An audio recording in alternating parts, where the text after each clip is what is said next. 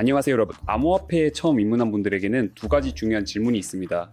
지갑에 돈을 충전하고 출금하는 방법입니다. 지갑에 암호화폐를 충전하는 방법에 대해서는 지난 영상에서 자세히 설명하고 보여드렸습니다. 아직 못 보셨다면 꼭 시청해 보시길 추천드립니다. 오늘은 여러분의 지갑에서 카드로 암호화폐를 출금할 수 있는 4가지 최고의 방법에 대해 말씀드리겠습니다. 이 영상을 끝까지 시청하시길 추천드립니다. 왜냐하면 카드로 암호화폐를 출금하려다 계정이 정지되는 것을 피하는 방법과 암호화폐를 현금화하려 할 때 마주칠 수 있는 다른 어려움들에 대해서도 이야기할 것이기 때문입니다. 첫 번째 방법은 PEP입니다. 지난 영상에서 PEP로 지갑을 충전했듯 똑같이 PEP를 이용해 돈을 카드로 출금할 수 있습니다. 이를 위해 암호화폐 거래소 계정이 있어야 합니다. 저는 예를 들어 바이바이트를 사용하고 있습니다. 마이 크립토를 클릭한 다음 PEP를 선택합니다. 여기서 가장 먼저 셀을 누르고 필요한 금액을 루블로 입력한 뒤 RUB를 선택하고 예를 들어 스베르방크나 틴코프처럼 본인에게 편리한 수령 방식을 필터로 설정합니다. 좋은 환율이 높은 입금 성공률과 많은 후기가 있는 판매자를 선택해야 사기를 당해 돈을 잃는 일을 막을 수 있습니다. 금액을 입력하고 셀을 클릭합니다. 즉 우리는 은행 송금을 통해 루블로 암호화폐를 판매하는 것입니다. 그 다음 구매자와의 채팅방으로 이동하면 구매자가 여러분의 계좌로 돈을 이체합니다.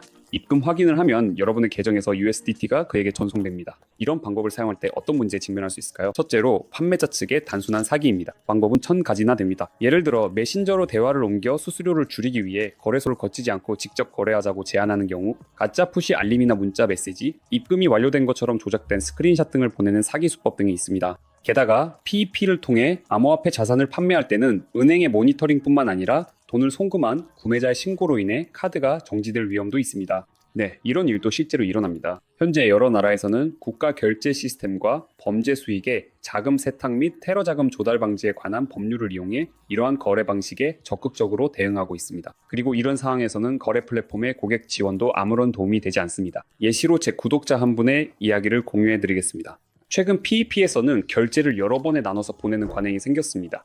예전에는 이게 2번 정도에 불과했지만 지금은 훨씬 더 많아질 수 있습니다. 한 사람이 52,000루블을 출금하려고 했는데 판매자가 이 금액을 소액으로 15번에 나눠서 보냈습니다. 결과는 충분히 예상할 수 있었습니다. 카드는 연방법에 따라 바로 정지되었습니다. 어떻게 은행 고객센터를 설득했는지는 모르겠지만 결국 풀려났습니다. 항상 주의하시고 채팅에서 이체 횟수를 꼭 확인하세요. 한 거래에서 2번 이상 이체하는 것에는 동의하지 마세요. 만약 한 은행에서 카드가 정지되면 이 정보가 전체 시스템에 공유되어 오랫동안 인터넷 뱅킹을 사용할 수 없게 될 수도 있습니다. 두 번째 방법은 환전소 집계 사이트를 이용하는 것입니다. 예를 들어 베스트체인지 같은 사이트가 있습니다.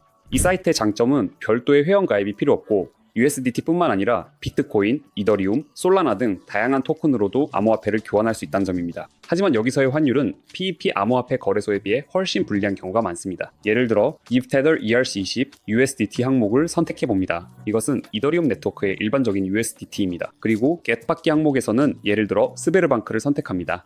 여기서 현재 환율이 1 USDT당 80루블 수준인 반면 같은 바이바이트에서는 1 USDT당 82루블입니다. 게다가 지금은 많은 환전소마다 특정 조건이 있기 때문에 환전소를 신중하게 골라야 합니다. 이 작은 아이콘들이 바로 조건들입니다. 어떤 곳에서는 심지어 신원 인증이 필요할 수도 있는데 단 한 번의 환전을 위해 이런 번거로움을 감수하려는 사람은 거의 없습니다. 게다가 여전히 의심스러운 거래로 인해 카드가 정지될 위험 같은 문제들도 남아 있습니다. 세 번째 방법은 텔레그램 봇입니다. 텔레그램이 발전하면서 특히 턴 블록체인과의 통합이 이루어지면서 암호화폐가 메신저 생태계에 점점 더 깊이 자리 잡게 되었습니다. 이제는 텔레그램 봇에서 바로 암호화폐를 환전할 수 있는 기회가 생겼습니다. 여기서는 선택지가 매우 다양합니다. 텔레그램 자체 봇을 사용하거나 PEP 방식으로 매매할 수 있으며 일부 외부 봇도 이용 가능합니다. 이들 중 일부는 심지어 텔레그램 안에서 인기 있는 사이트와 플랫폼 인터페이스에 직접 접근하게 해줍니다.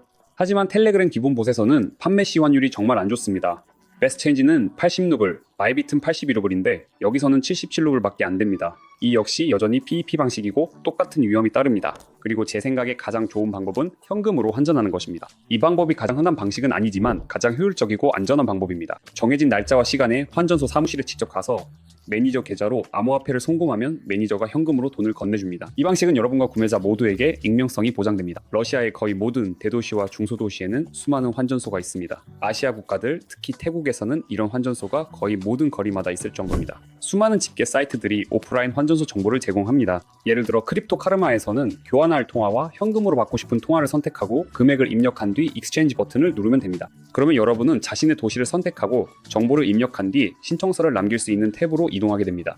그 다음에는 보통 매니저가 연락을 해오며 신청서에 따라 환율을 확정하고 사무실 방문 시간을 조율합니다. 그곳에서 여러분은 구매자에게 암호화폐를 송금하고 그 대가로 현금을 받게 됩니다. 모든 숙련된 암호화폐 사용자들은 오직 이런 방식으로만 자신의 코인을 현금화합니다. 첫째, 이 방법은 익명성이 보장됩니다. 은행을 거치지 않기 때문에 은행이 여러분의 카드를 동결할 일도 없습니다. 둘째, 이 방법은 안전합니다. 누군가 속여돈을 가로채거나 자금을 도망가 고객센터와 씨름하게 만드는 없습니다. 신뢰할 수 있는 환전소는 오피스가 있어서 그곳에서 현금으로 투명하게 거래를 진행할 수 있습니다. 하지만 어디에서나 그렇듯이 여기에도 나름의 위험이 있습니다. 첫 번째로 반드시 검증된 환전소만을 선택해야 하며 하루살이처럼 운영되는 지하 환전소에서는 정말로 여러분의 암호화폐를 빼앗기고 아무것도 남지 않을 수 있습니다. 두 번째로 이런 곳을 혼자 방문하는 것은 추천하지 않습니다. 특히 마피아 영화처럼 거액의 돈이 든 가방을 들고 가거나 들고 나오려고 하면 공격의 표적이 될 수 있기 때문입니다. 결론적으로 어떨까요? 모든 방법에는 장단점이 있습니다. 그러니 본인에게 가장 편한 방법을 선택하세요. 하지만 제 생각에는 현금이 여전히 가장 좋고 편리하며 이해하기 쉬운 방법이라고 봅니다. 왜냐하면 은행들이 카드 거래에 대한 통제를 점점 더 강화하고 있기 때문입니다. 사실 힘든 건 암호화폐에서 카드를 통해 돈을 인출하는 게 아니라 오히려 내 돈을 카드에서 인출할 때 직원들한테서 전화가 수십 통씩 오면서 인출 목적이 뭐죠?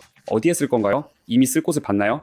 같은 질문을 받는다는 점입니다. 이런 상황이 당신을 나쁘게 보이게 하진 않더라도 최소한 불필요한 관심을 끌 수 있으니 그건 분명히 피하고 싶으실 거예요. 저는 여기까지입니다. 영상 아래 댓글에 여러분의 암호화폐 출금 경험을 남겨주시고 영상 설명에 있는 링크를 통해 제 텔레그램 채널도 꼭 구독해주세요.